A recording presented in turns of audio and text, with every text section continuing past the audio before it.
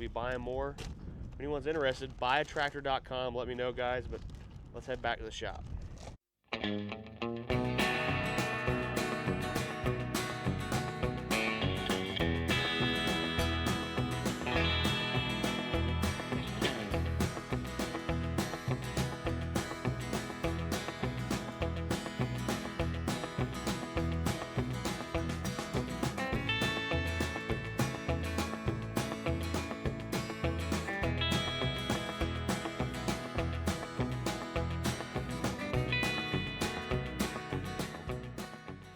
So we've been using the shop for a lot of tractor stuff lately. As you can see, we made it back.